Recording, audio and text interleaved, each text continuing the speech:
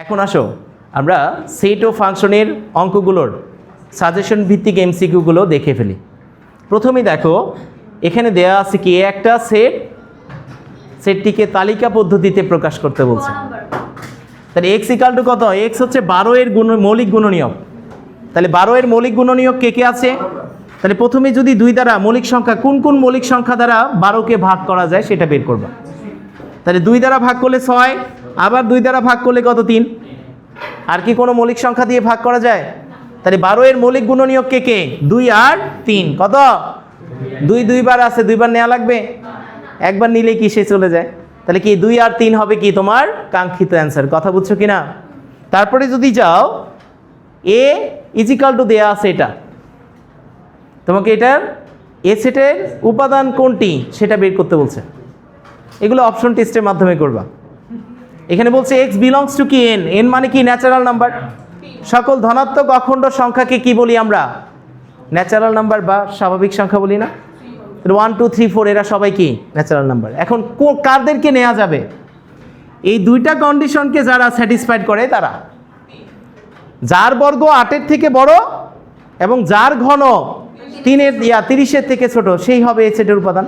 তা দেখো তো 3কে যদি আমরা কিউব করি তাহলে কি আসে? 27 আসে, আসে না? 27 কি 30-এর থেকে ছোট না বড়? আবার যদি যাও 3 স্কোয়ার তাহলে কত আসে? 9। এটা কি 8-এর থেকে বড়, 30-এর থেকে ছোট? দুইটাকে স্যাটিসফাইড করছে। তাহলে অ্যান্সার হবে কত বলো? অ্যান্সার হবে 3। কত? 3। কথা বুঝছো সবাই? তারপরটা যদি যাও এ সেট দেয়া আছে, নিচে কোনটি? এ সেটের সেট গঠন পদ্ধতি। তাহলে এখন কি তালিকা পদ্ধতি দিয়েছে, তোমাকে সেট গঠন পদ্ধতিতে বের করতে হবে। তাহলে প্রথমেই দেখবা যে সংখ্যাগুলো দেয়া আছে এরা আসলে কি সংখ্যা? 9 10 11 12 15 পর্যন্ত সবাই আছে। ন্যাচারাল নাম্বার না? ন্যাচারাল নাম্বার মানে কি? পূর্ণ সংখ্যা। এখানে 3টা ধরনের জিনিস হতে পারে। এক হচ্ছে কোনো সংখ্যার গুণনীয়ক, তারপর ন্যাচারাল নাম্বার, আরেকটা হচ্ছে কি গুণিতক দিয়েও সেটটা দেয়া থাকতে পারে। কথা বলছো কি না?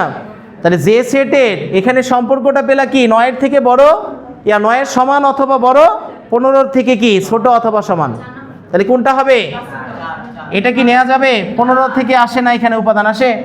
তাহলে কোনটা হবে অপশন বলো? 4 নাম্বারটা। কারণ 9-এর থেকে বড় অথবা সমান 9 আসে না।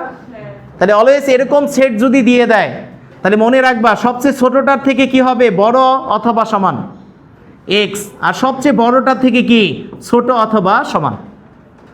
আর তুমি এটাকে অসংখ্যভাবে প্রকাশ করতে পারো। তুমি এটাকে নিতে পারো কি এর আগের সংখ্যাটা কত? 8, এটা থেকে কি বড়, আবার 16 থেকে ছোট।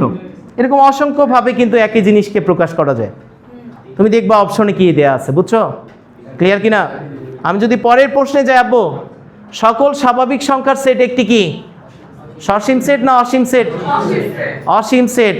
স্বাভাবিক সংখ্যা কি শেষ করতে পারবা গুণে? সকল বাস্তব সংখ্যা, স্বাভাবিক সংখ্যা, তারপরে কি পূর্ণ সংখ্যা, মূলদ সংখ্যা, এরা সবাই কি অসীম সেট। কি সেট? অসীম সেট। মনে থাকবে? তারপরে যদি যাও নিচে কোনটি অসীম সেট বলো? যার গণনা করে শেষ করা যাবে না সেটাই কি অসীম সেট না? তাহলে এখানে অসীম সেট কোনটা? লাস্টেরটা, কারণ ডট ডট আছে, যেটা ডট ডট সেটাই কি অসীম সেট। কথা হচ্ছে কি না? বাকি দুইগুলো কি গণনা করে শেষ করা যাচ্ছে না? তাহলে যখন উপাদান সংখ্যা নির্দিষ্ট সেটার নাম কি সসীম। উপাদান সংখ্যা গণনা করা যাচ্ছে না তার মানে কি সেটা অসীম। আর অসীমে সবসময় লাস্টে ডট ডট থাকবে, মনে রাখবা। তারপরে কি আছে দেখো, নিচে কোনটি ফাঁকা সেট বলো? এটা আসবে, ভেরি ভেরি ইম্পর্টেন্ট, টেস্ট পরীক্ষায় আসবে, দেখবা। নিচে কোনটি ফাঁকা সেট বলো সবাই?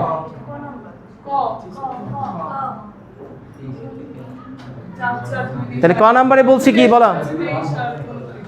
মৌলিক সংখ্যা। ফাঁকা সেট মানে কোনো উপাদান আসবে না, এমটি সেট। তাহলে কোন কন্ডিশনে কোনো উপাদান নাই? দেখো এক্স কি মৌলিক সংখ্যা, কার থেকে বড়? 23-এর থেকে বড়, 29-এর থেকে ছোট। তাহলে 23-এর থেকে বড় মৌলিক সংখ্যা 20 থেকে। মৌলিক সংখ্যার মোবাইল নাম্বার মনে আছে না? 4 4 2 2 3 2 2 3 2 1। এটা হচ্ছে 1 থেকে 10-এর মধ্যে, 10 থেকে 11 থেকে কত 20-এর মধ্যে। আর এটা হচ্ছে কি 21 থেকে 30। তাহলে 21 থেকে 30-এর মধ্যে লিমিটে দাও কে কে মৌলিক সংখ্যা আছে। একটা হচ্ছে 23 আরেকটা কত 29, এই দুইটাই হচ্ছে মৌলিক সংখ্যা।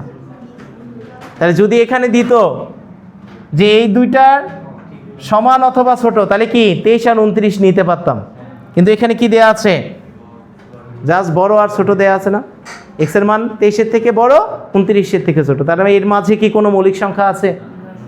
কোনো মৌলিক সংখ্যা নাই, মানে কি এর উপাদান সংখ্যা ফাঁকা সেট হয়ে যাবে। কি সেট? ফাঁকা সেট। কথা বোঝা গেছে? ক্লিয়ার সবাই?